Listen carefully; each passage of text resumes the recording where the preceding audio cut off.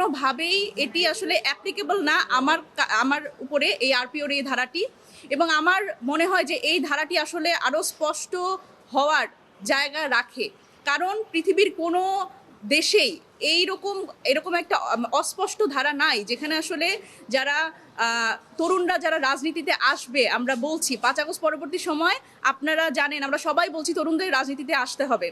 এখন এই সরকারি চাকরি বা স্বায়ত্তশাসিত প্রতিষ্ঠানের নাম করে আসলে যারা সত্যিকার অর্থেই খুব নিরীহ কোনো যেই জায়গাগুলো আছে, ধরেন একজন প্রাইমারি স্কুল শিক্ষক বা ধরেন একজন সাধারণ ব্যাংক কর্মকর্তা, তারা যদি আসলে এই 3 বছরের বারের কারণে তারা যদি নিজের ক্যারিয়ার স্যাক্রিফাইস করে এসেও জনগণের সেবায় রাজনীতি করতে আসে বা নির্বাচন করতে চায়, সেক্ষেত্রে কিন্তু এই যে ধারাটা এটি কিন্তু রাজনৈতিক ক্ষমতায়নে এবং একজন নাগরিকের রাজনৈতিক অংশগ্রহণকে একটা প্রশ্নবিদ্ধ জায়গায় করে তোলে। এবং এই জায়গাটা আমার মনে হয় যে রাজনৈতিক ক্ষমতায়নের ক্ষেত্রে নারী পুরুষ সবার জন্যই আসলে এটি একটা বাধা।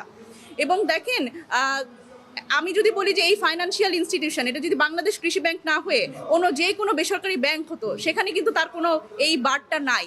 সুতরাং অথচ আমাদের কিন্তু জব ডেসক্রিপশন সেম, আমরা কাজ একই করি।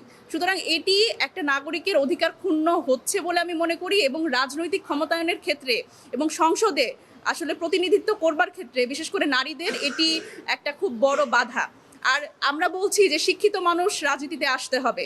শিক্ষিত মানুষ রাজনীতিতে না আসলে রাজনীতির যে বস্তাপচা রাজনীতির চেহারা এটা পরিবর্তন হবে না। তাহলে শিক্ষিত মানুষ যদি নিজের ক্যারিয়ার স্যাক্রিফাইস করে এই রাজনীতিতে আসতে চায়, সেক্ষেত্রে তাকে যদি এই ধরনের কালো আইন দিয়ে বাধা তৈরি করে রাখা হয়, সেটা কিন্তু আমাদের এই নতুন যে বাংলাদেশের কথা আমরা বলছি, রাজনৈতিক সংস্কৃতির যে পরিবর্তনের কথা বলছি, সেখানে একটা বড় প্রশ্নবোধক জায়গা যে আমরা সেটা কিভাবে বাস্তবায়ন করতে পারবো। একজন রাজনীতিবিদ হিসেবে, একজন তরুণ রাজনীতিবিদ হিসেবে আমার চাওয়া হচ্ছে যে আইনের যে অসঙ্গতি সেটি পরিষ্কার হোক, সেটি স্পষ্ট হোক। আমি মহামান্য হাইকোর্টের প্রতি এই আবেদনই আমার আইনজীবীর পক্ষ থেকে জানাবো যে এই আইনের ধারাটি স্পষ্ট হওয়া দরকার। এখানে লড়াইটা শুধুমাত্র আমার একলার না। আমি বিশ্বাস করি এই আইনের ধারাটি স্পষ্ট যদি হয়, আসলে যদি এরকমই হয় যে আমলাদের আপনাদের আটকানোর প্রয়োজন, বা আইজিপিদের বা গুরুত্বপূর্ণ পদধারী যারা সত্যিকার অর্থেই প্রভাব বিস্তার করতে পারে রাষ্ট্রের বিভিন্ন জায়গায়, তাদের আপনারা আটকান, কিন্তু যারা আসলে এই ধরনের নিরীহ চাকরিতে ছিল তাদের আটকানো আমার মনে হয় না এটা খুব সঙ্গত বিষয়। সুতরাং আমার আবেদন এটাই যে এই আইনের ধারাটি আসলে আমি আশা করি স্পষ্ট হবে, এবং হাইকোর্টের আজকের যে রুল, এই রুলের মাধ্যমে আমরা সেই আইনি লড়াইটি চালিয়ে যেতে পারবো। ত্রয়োদশ সংসদ নির্বাচনের কথা বলছেন, সেটি একটা ভালো নির্বাচন হয়েছে, কিন্তু বেআইনিভাবে কেন? দেখেন, আমি যদি এখানে বলি যে রাজনৈতিক জায়গা থেকে আইন তো সবার জন্য সমান আমরা জানি, কিন্তু আপনারা দেখেন যে বিএনপির কিন্তু 4 জন সংরক্ষিত নারী আসনে তারা কিন্তু সংসদ সদস্য হিসেবে শপথ নিয়েছেন, কিন্তু তাদের কিন্তু এই আরপিও অনুযায়ী তাদের নানান ধরনের অযোগ্যতা আছে।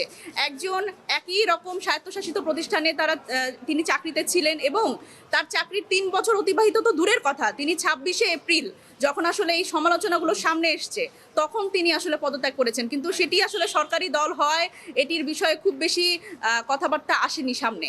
সুতরাং এই জায়গায় তো আসলে অবশ্যই সেটিও আইনের ব্যত্যয়, এবং এই জায়গাতে আমার পক্ষের আইনজীবী যারা তারা হচ্ছে যে আর্গুমেন্টটা এনেছেন সেটা হচ্ছে যে এটা টার্মিনেশন, এটার ব্যাখ্যা দিয়েছেন আমার আইনজীবী, তো সেই জায়গা থেকে এটিকে বেআইনি বলা হচ্ছে।